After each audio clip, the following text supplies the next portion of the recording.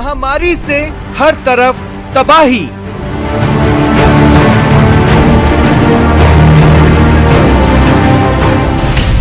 खत में उड़ेली सियासी स्याही। सुझाव और निशाना राजनीति चमकाना। ईमेल का जमाना, क्यों ये फसाना।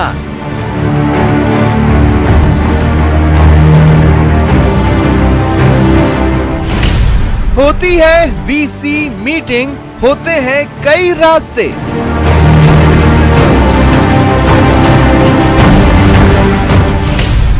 खत से क्यों चले कदम आहिस्ते आहिस्ते।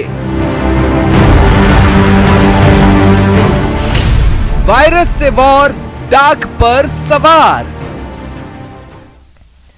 एक होता है आवेदन, एक होता है निमंत्रण, एक होती है चिट्ठी। चिट्ठी यानी खत, अंग्रेजी में जिसे लेटर कहते हैं। आपने आखिरी बार किसी को खत कब लिखा था? अगर किसी ने आपको खत लिखा था तो क्या वो आप तक पहुंचा था? चलिए ये छोड़िए कि आप जानते हैं किसी राजनीतिक दिग्गज ने अगर दूसरे राजनीतिक दिग्गज को चिट्ठी लिखी तो वो पहले आप तक पहुंचेगी। नमस्कार, आप देख रहे हैं प्राइम डिबेट, आपके साथ मैं हूं स्वप्निल। मोबाइल ईमेल के जमाने में सियासत का लेटर के प्रति लव छाया रहता है। शायद भारतीय डाक सेवा भी इसी के सहारे पर टिकी हुई है। सवाल यह है कि एक कागज, उस पर कुछ मन मुताबिक शब्द आज भी क्यों मौजूद हैं सियासत में। आज इसी पर बहस। पहले प्राइम डिबेट के प्राइम सवाल, सवाल नंबर 1। ये सियासी चिट्ठियों का डिलीवरी एड्रेस क्या होता है? यानी अगर आप किसी को चिट्ठी लिखते हैं तो एक एड्रेस पर वो भेजते हैं, लेकिन वो देश भर के एड्रेस पर पहुंच जाए ऐसा कहां होता है? तो आखिर सियासी चिट्ठियों का डिलीवरी एड्रेस असल में है क्या? सवाल नंबर 2, ये चिट्ठियां आखिर लिखी किसके लिए जाती हैं? मतलब आप सबसे ऊपर लिख तो देते हैं टू XYZ, तो फिर ये सिर्फ XYZ तक क्यों नहीं होती? देश भर के XYZ तक कैसे पहुंच जाती है? और सवाल नंबर 3, ये पर्सनल मैटर का लेटर पब्लिक के लिए ओपन क्यों? भाई, आप जब पार्टी की अंदरूनी पॉलिटिक्स से गुजरते हैं और उसमें फैसले लेते हैं तो उसकी एक बात भी लोगों तक न पहुंच जाए, इस बात का ख्याल रखते हैं। तो ये पर्सनल मैटर का लेटर पब्लिक के लिए ओपन क्यों किया जाता है? और अगर वो देश का मैटर है तो फिर और भी तो प्लेटफॉर्म्स हैं, आखिर ये लेटर ही क्यों? इन्हीं सवालों के जवाब खंगालने की कोशिश करेंगे। मेरे साथ जो गेस्ट पैनल जुड़ रहा है आपको इंट्रोड्यूस करवा देता हूं। स्वर्णिम चतुर्वेदी जी कांग्रेस नेता है, मेरे साथ जुड़ रहे हैं। लक्ष्मीकांत भारद्वाज जी बीजेपी नेता है, मेरे साथ जुड़ रहे हैं। और अवधेश आकोदिया जी वरिष्ठ पत्रकार हैं, मेरे साथ जुड़ रहे हैं। आप तीनों का स्वागत है न्यूज 18 राजस्थान पर। शुरुआत अवधेश जी आपसे करना चाहता हूं। अवधेश जी, मतलब पिक्चरों में होता था कि हमने सजन को खत लिखा, खत में लिखा या फिर ऊपर मेरा नाम लिखा है, अंदर ये पैगाम लिखा है और गा गा कर बता दिया कि उसमें क्या है। अगर सियासत उसी फॉर्मूले पर चल रही है तो उसका कुछ तो मकसद होगा।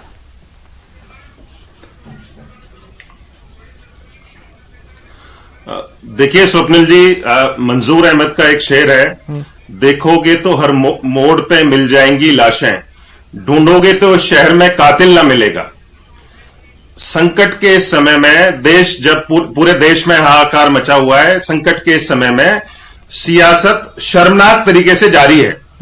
देखिए, इसमें कोई दो राय नहीं है कि सरकारों की तैयारी नहीं थी, लेकिन उस तैयारी को, उस कमजोरी को एक्सेप्ट करने की बजाय और अपनी जिम्मेदारी तय करने की बजाय एक दूसरे की टांग खींचने का काम किया जा रहा है। सिर्फ केंद्र सरकार के स्तर पर भी कमियां रही, राज्य सरकार के स्तर पर भी कमियां रही, कमियां सबकी रही, लेकिन अपनी कमियों को कोई मानने को तैयार नहीं है। दूसरे की कमियों को सब गिनाना चाहते हैं। ये जो चिट्ठी है, इधर से कांग्रेस अध्यक्ष ने लिखी, उधर से बीजेपी अध्यक्ष ने जवाब दिया। उसका मकसद यही है, जो आपने लिख रही है, जिसके जो हाथ में आ रहा है लिख रहा है। यदि आप बात करें तो प्रदेश के चेहरे सीएम को लिख रहे हैं, कांग्रेस के चेहरे भी शिकायत दर्ज कराने के लिए लिख रहे हैं। ये लेटर ही लेटर घूम रहे हैं, इसलिए मैं पूछ रहा हूं।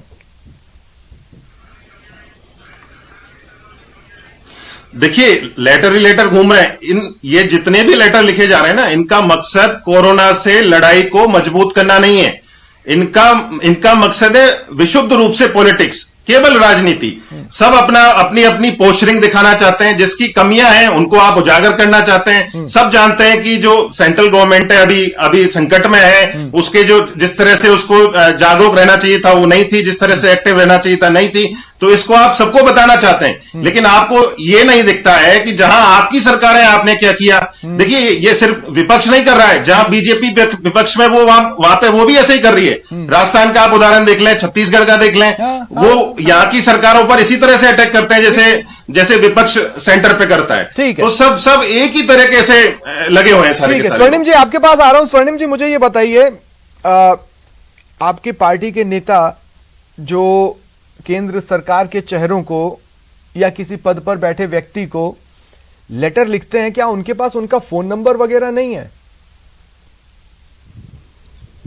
देखिए, ये स्वप्निल जी, मैं आपको बताना चाहता हूं, जब एक पार्टी दूसरी पार्टी से संवाद स्थापित करती है तो एक फॉर्मल संवाद होता है। हमने अगर, हमारी पार्टी ने, हम विपक्षी दल हैं प्रमुख देश के, और हमने अगर प्रधानमंत्री महोदय को देश की आम जनता की त्रासदी के बारे में सचेत करने या उसकी तकलीफें दूर करने के लिए कहा है, तो उसमें ये एक फॉर्मल तरीके से जो पत्र का माध्यम है उसी अनुसार हो सकता है। क्या मिल के नहीं हो सकता, फोन पे नहीं हो सकता, मैसेज पे नहीं हो सकता? अच्छा, अगर लेटर से प्रधानमंत्री के लिए, तो वो हम तक कैसे पहुंच गया?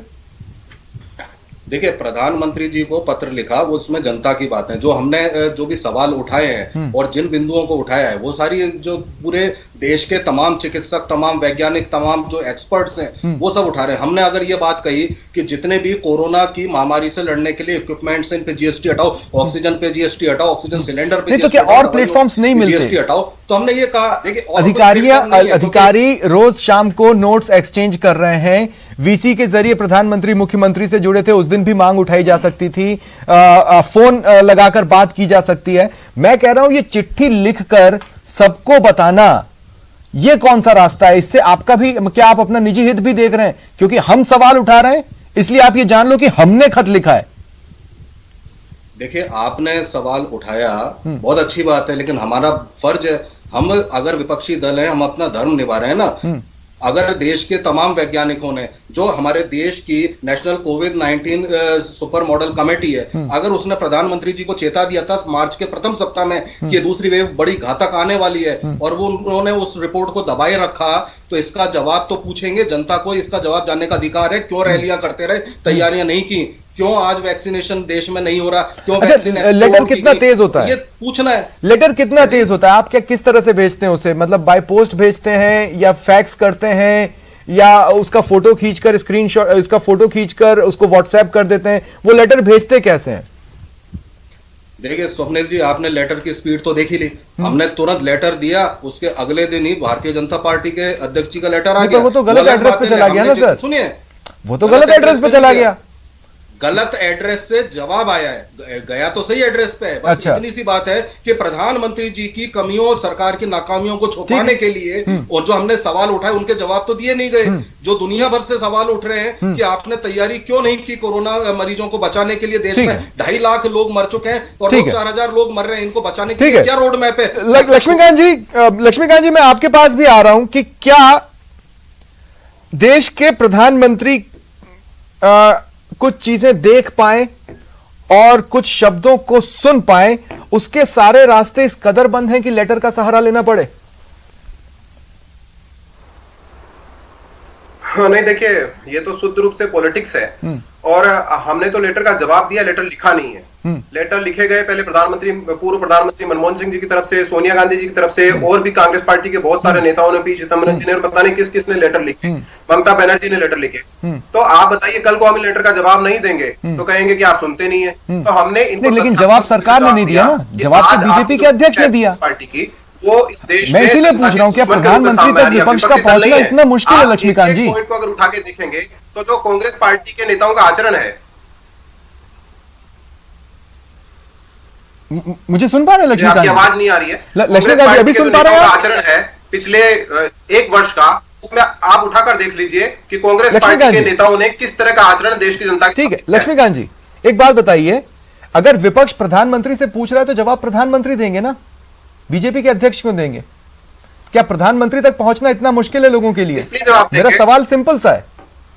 देखिए, नहीं, बिल्कुल सिंपल सा सवाल है। अगर लोकसभा में नेता प्रतिपक्ष है, कांग्रेस पार्टी के जो नेता है, वो सवाल करेंगे, प्रधानमंत्री जवाब दे देंगे। राज्यसभा के नेता प्रतिपक्ष करेंगे, प्रधानमंत्री जवाब दे देंगे। अभी तो लोकसभा है नहीं, पॉलिटिकल पार्टी के राष्ट्रीय, पर अभी तो राज्यसभा है नहीं, और महामारी तो हर रोज है, तो हर रोज नए सवाल आ सकते हैं।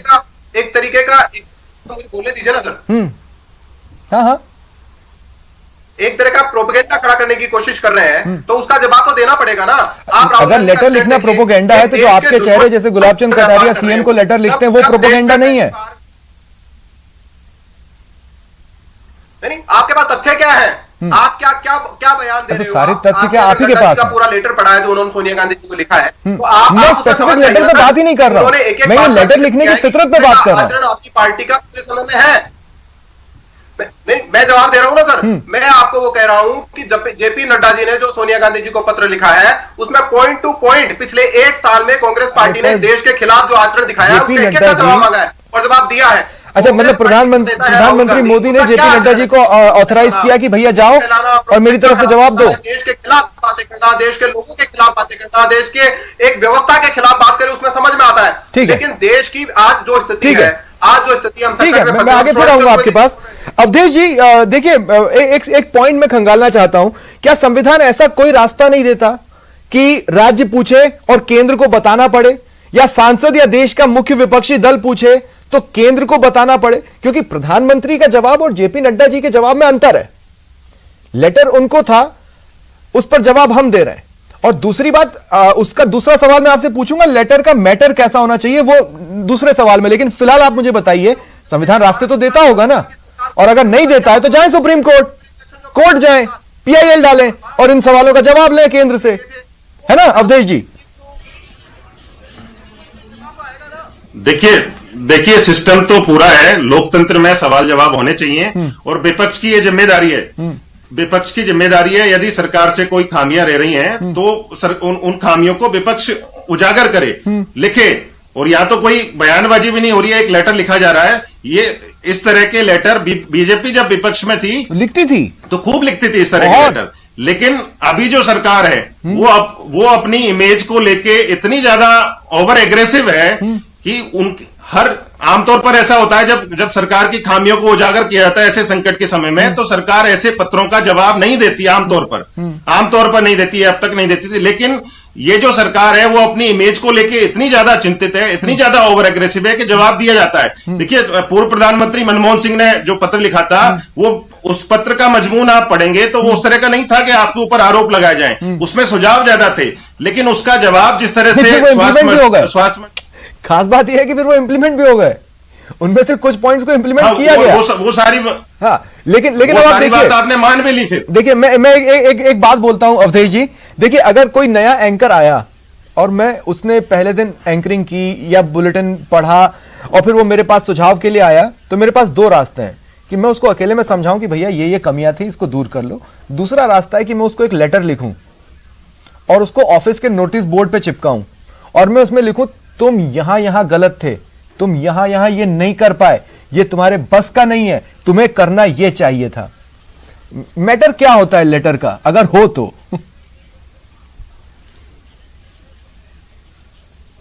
देखिए, जो आप कह रहे हैं वो बिल्कुल ठीक है। यदि आपका मकसद है कि जिस एंकर ने गलतियां की हैं उनको सुधारना है तो आप उसको अकेले में समझाएंगे। लेकिन यदि आपको उसकी गलतियों को उजागर करके कोई आपको बेनिफिट मिल सकता है तो वो आप लेंगे। तो पॉलिटिक्स में यही होता है। सबको पता है कि सरकार अभी संकट में है, देश अभी संकट में है, तो विपक्ष चाहता है कि इसका ठीकरा सरकार के ऊपर फूटे, तो वो चाहते हैं कि उजागर करें इनको। तो जनता के सामने रखना ज्यादा मकसद है, सुझाव देना मकसद नहीं है। बिल्कुल।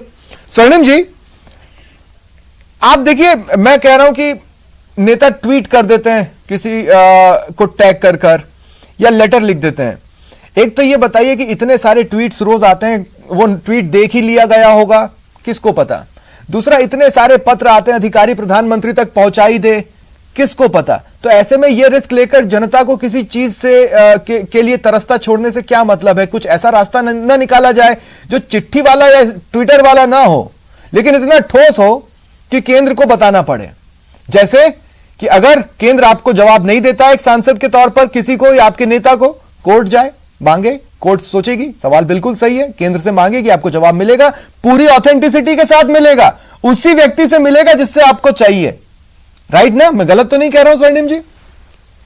देखिए स्वप्निल जी, यहाँ पे देश की सरकार की बात हम कर रहे हैं और हम विपक्षी दल हैं, हम अपना धर्म निभा रहे हैं। और बात सुनिए, सबसे बड़ी बात यह है कि पूरी दुनिया के एक्सपर्ट और वैज्ञानिक जब प्रधानमंत्री जी को चेता रहे थे, केंद्र सरकार को चेता रहे थे कि कितनी भयावह दूसरी वेव आ सकती है, तो डावोस के विश्व आर्थिक सम्मेलन में प्रधानमंत्री जी ने उन्हीं का उपहास उड़ाया, हमारा उपहास उड़ाया। पूर्व प्रधानमंत्री मनमोहन सिंह जी ने पत्र लिख के सुझाव दिए, उसका उपहास उड़ाया। हम अपना धर्म निभा रहे हैं, प्रधानमंत्री जी को मानना है ना मानना है वो उनकी इच्छा है। और सबसे बड़ी बात, जब प्रधानमंत्री जी को सारे एक्सपर्ट, स्वर्णिम जी मुझे एक बात बताइए, जब आप कह रहे हैं कि पूरी दुनिया आपको आगाह कर रही थी, मैं कह रहा हूं जब पूरी दुनिया भारत के पहले लॉकडाउन का स्वागत कर रही थी और उसकी तारीफें कर रही थी, उसमें कमियां आप खोज रहे थे ना? देखिए हमने तो मतलब जब दुनिया आपके हिसाब का बोलेगी आप ले लेंगे और दुनिया आपके अपोजिट का बोलेगी आप नहीं लेंगे, ये तो गलत है ना? देखिए स्वप्निल जी, अगर आप एक चीज बताएं, हम विपक्षी में रहते हुए, विपक्षी दल होते हुए, अगर सरकार द्वारा जीवन रक्षक दवाओं पर, ऑक्सीजन पर जीएसटी लगाई जा रही है या वैक्सीन उपलब्ध नहीं करवाई जा रही है, अगर ये कमियां ना उठाएं तो कौन उठाएगा बताइए? छिछालेदर वाला रास्ता अपनाएंगे तो जरूरी आपको जवाब मिले। छिछालेदर नहीं, आप उनकी छिछालेदर करता हुआ लेटर लिखेंगे तो वो पलट के आपको छिछालेदर जवाब नहीं देंगे तो क्या देंगे? इस तरह तो जवाब नहीं आया ना, पर हमें तो जवाब चाहिए। तो क्या आपके पास ऐसा कोई रास्ता ही नहीं है जिससे जवाब आ सके? क्योंकि हम भी तो जवाब चाहते हैं सर इन्हीं सवालों का। बिल्कुल स्वप्निल जी, मेरी बात सुने आप यूं समझें कि एक विपक्षी पार्टी होत के हम एक कंस्ट्रक्टिव सुझाव दे रहे हैं, हमारे सुझावों को मानिए और उस पर कम से कम चिंतन कीजिए। यदि गलत है तो मत मानिए, चिंतन तो करें। और हमने कोई आरोप नहीं लगाए। अगर सोनिया गांधी जी का पत्र आप देखेंगे या मनमोहन जी का पत्र देखेंगे, उसमें सुझाव क्या गा गा कर दिया जाता है? राहत दी जा सकती है। सुझाव क्या गा गा कर दिया जाता है? क्या कोई प्लेटफॉर्म ऐसा है ही नहीं जिससे उन तक पहुंचा जा सके? देखिए आप बताएं, एक बार भी इस कोविड महामारी की, जब से ये महामारी शुरू हुई है, एक बार भी अभी जब से सेकंड वेव, देखिए राहुल गांधी जी सुझाव देते हैं कि पूरे देश में लॉकडाउन लगना चाहिए, उसके लिए लिखते हैं इसलिए क्योंकि केंद्र पूरी तरह से फेल रहा है। फिर एक सुझाव देते हैं, 2 दिन बाद उस सुझाव से अलग ट्वीट कर देते हैं, है ना? तो देखिए आप मुझे एक चीज बताएं स्वप्निल जी, क्या अभी तक कोई भी ऐसा इनिशिएटिव प्रधानमंत्री जी या सरकार द्वारा उठाया गया कि सभी पार्टियों से मिलकर के साझा किया जाए उनके सुझावों को? जो चेतावनी मिली उनके साथ साझा किया जाए, जो देश में कमियां हैं। थोड़े दिन पहले देश भर के सीएम के साथ जुड़े तो थे, सबसे ज्यादा प्रभावित राज्यों के, तब कांग्रेस के भी तो सीएम थे। क्या वो प्लेटफॉर्म सही नहीं था? उस प्लेटफॉर्म में कोई कमी थी? देखिए बिल्कुल कमी थी। क्या अगर वहां पे जो दिए गए सुझाव, जो मांग की गई, जैसे अब राजस्थान का आप उदाहरण ले लीजिए, जितनी जो नेशनल पॉलिसी बनी है कि जितने मरीज हैं संक्रमित हैं उतनी ऑक्सीजन मिलनी है 12%, तो नहीं दी जा रही ना। तो ये सब चीजें हैं, तो इन सब चीजों को लेकर हम यही तो कह रहे हैं कि इम्प्लीमेंट कीजिए। अब मैं एक और चीज बताता हूं, देखिए सदी के साथ क्या क्या बदल जाता है या 10 सालों के गैप में किस तरह से चीजें बदल जाती है, मैं वो भी बताना चाहता हूं। पत्र हालांकि आज भी प्रासंगिक हैं, सियासत ने उन्हें जिंदा रखा हुआ है। हालांकि मेरा लेटर बॉक्स जो घर के बाहर लगा हुआ है वो सदियों से तरस रहा है किसी एक खत के लिए, लेकिन सियासत में खत आसानी से चल रहे हैं। लक्ष्मीकांत जी, मेरा सवाल आपसे है, देखिए 10 सालों में क्या बदला? अटल सरकार के जवाब देने का तरीका और मोदी सरकार के जवाब देने के तरीके में जमीन आसमान का अंतर है। अब मुझे नहीं पता आप इस बात को स्वीकार कर पाएंगे या नहीं, लेकिन मैं बता रहा हूं आपको। देखिए स्वर्णिम जी से भी आपने सवाल किया था अभी, और जिसका जवाब उन्होंने दिया है कि वो आपने पूछा कि किस प्लेटफॉर्म पे आप लिखते हैं। राहुल गांधी रोज ट्वीट करते हैं, सुबह उठते ही ट्वीट करना शुरू कर देते हैं और सरकार के ऊपर अलग आरोप लगाते हैं जिनका कोई तथ्य नहीं होता, कोई आधार नहीं होता। आप ये समझ लीजिए कांग्रेस पार्टी कोई बसपा नहीं है जिसकी सरकार नहीं है देश भर में कहीं पर भी। राहुल गांधी ने एक सवाल राजस्थान की उस सरकार से नहीं पूछा कि 10 महीने पहले भारत सरकार ने आपको 1500 वेंटिलेटर राजस्थान की जनता के लिए भेजे थे, आपने उसको कचरे में क्यों डाल दिया? क्यों उनको प्राइवेट हॉस्पिटल्स को आपने दिए? उस पर तो भी आपका बयान वर्सेस उनका बयान चल रहा है। मैं पूछ रहा हूं क्या भाजपा के जवाब देने में अंतर नहीं आया है? क्या अटल सरकार के समय से मोदी सरकार के समय में जवाब देना बदल नहीं गया है? जनवरी में भारत सरकार ने राजस्थान को ऑक्सीजन प्लांट लगाने के लिए दिया था। राहुल गांधी ने एक बार भी ये नहीं पूछा कि आपने ऑक्सीजन प्लांट क्यों नहीं लगाया, जिसकी वजह से आज राजस्थान में ऑक्सीजन की कमी और लोग मर रहे हैं। आपने एक बार भी राजस्थान के चिकित्सा मंत्री से लक्ष्मीकांत जी, कि 15 अप्रैल तक, जब तक लक्ष्मीकांत जी, मैं आपसे क्या पूछ रहा हूं, क्या आपके जवाब देने का तरीका बदल गया है? वो बदली हुई बीजेपी नहीं दिखाता है, या बीजेपी आज भी वही है जो कभी अटल के जमाने में थी, अटल जी के जमाने में? जैसा लगता है कि जानबूझकर कांग्रेस शासित राज्यों में इस तरह की हवा खड़ी की गई, लोगों को परेशान किया गया ताकि केंद्र सरकार के खिलाफ माहौल बने। केंद्र सरकार ने सब कुछ दिया आपको, 1500 वेंटिलेटर राजस्थान की जनता के लिए दिए, रेमडेसिविर इंजेक्शन दिए, ऑक्सीजन दिए और सारी दवाइयां आपको दी, लेकिन केवल और केवल आपने अपनी राजनीति इतना कुछ करने के बाद भी कोर्ट आपको जगह जगह फटकार रहा है। इतना कुछ करने के बाद भी कोर्ट आपको जगह जगह फटकार रहा है, तोड़ रहे हैं। अस्पताल के दरवाजे के ऊपर लोग कहां थी ट्रांसपेरेंसी? लोगों के लिए ऑक्सीजन की व्यवस्था कर पा रहे हैं, हैं, कहाँ थी ट्रांसपेरेंसी? केवल राजनीति कर रहे हैं। मैं आपसे बोल रहा हूं, इतना कुछ करने के बाद भी आपको कोर्ट जगह जगह फटकार रहे हैं, जगह जगह फटकार पड़ रही है कोर्ट से। पूछा है आप, राजस्थान सरकार ने भी पूछा है ना, राजस्थान सरकार से भी पूछा है कि बताइए। अरे भाई, मैं तो आपसे आपके हिस्से का पूछ रहा हूं ना। तो राजस्थान के सरकारी अस्पतालों में आपने क्यों नहीं किया? कोर्ट तो ये भी पूछ रहा है कि रेमडेसिविर जो 50,000 आपको भारत सरकार ने दिए थे, ठीक है, तो 22 मार्च को आपने पंजाब को क्यों दे दिए? ठीक है, तो राजस्थान के लोगों को मरने के लिए छोड़ दिया। स्वर्णिम जी, बहुत संक्षिप्त में जवाब दीजिए, फिर मेरे को क्लोजिंग कमेंट लेना है। बहुत संक्षिप्त में जवाब दीजिएगा स्वर्णिम जी। बिल्कुल संक्षिप्त में मैं जवाब दे देता हूं। इनको शायद ये जानकारी नहीं है कि अभी अभी हमारे राजस्थान के नेता प्रतिपक्ष जो भारतीय जनता पार्टी के वरिष्ठ नेता हैं, उन्होंने भी पीएम केयर से मिले, जो वेंटिलेटर है उन पे सवाल उठाए क्योंकि वो काम नहीं कर रहे, और उसकी जानकारी पहले दी जा चुकी है। रही जो ऑक्सीजन प्लांट लगाने वाली बात, उन ऑक्सीजन प्लांट का इरेक्शन जो है केंद्र सरकार को करना था, जो 8 महीने तक कर नहीं पाए, हमारे को नहीं करना था, ना मैं पैसा दिया पीएम केयर फंड से, वो उनकी ही एजेंसी ने नहीं लगाए, तो ये कमी उनकी है, यही हम उजागर कर रहे हैं, तो हम बता रहे हैं ये सरकार। ठीक है, मैं अवधेश जी क्लोजिंग कमेंट के लिए आपके पास आ रहा हूं, इस बात के साथ कि एक समय के बाद बॉलीवुड में भी चिट्ठियों पर गाने लिखने खत्म हो चुके हैं। अब इन शब्दों का इस्तेमाल मोबाइल और ईमेल और इस तरह की चीजों का इस्तेमाल गाने लिखने में हो रहा है, लेकिन सियासत पत्र को जिंदा रखेगी भारतीय डाक सेवा के लिए खुशखबरी। बिल्कुल सियासत पत्र को जिंदा रखेगी, लेकिन बीजेपी जो आरोप लगाती है कांग्रेस के ऊपर कि इस कठिन समय में जो कांग्रेस है वो राजनीति कर रही है, वही काम वो जहां विपक्ष में वो करती है। अभी आपने लक्ष्मीकांत जी से सवाल पूछा था कि बीजेपी क्या जवाब देने में बदल गई है, तेवर बदल गए हैं उसके, तो उन्होंने पूरी एक लंबी की लंबी आरोपों की फेहरिस्त गिना दी। यही काम कांग्रेस केंद्र में कर रही है, तो आपको बुरा क्यों लगता है? आप भी तो ये यहाँ पे वही करते हैं। तो दोनों मिलकर राजनीति कर रहे हैं, इसमें कोई कम और ज्यादा नहीं है, ठीक, दोनों मिलकर एक ही काम कर रहे हैं। तो यूं मेरे खत का जवाब आया, जवाब तो पता नहीं आया नहीं, तो पता नहीं जवाब क्या है फिलहाल। चलिए, शुक्रिया बहुत बहुत आप सभी का मेरे साथ जुड़ने के लिए और चर्चा में शामिल होने के लिए। ये था आज का प्राइम डिबेट। नमस्कार।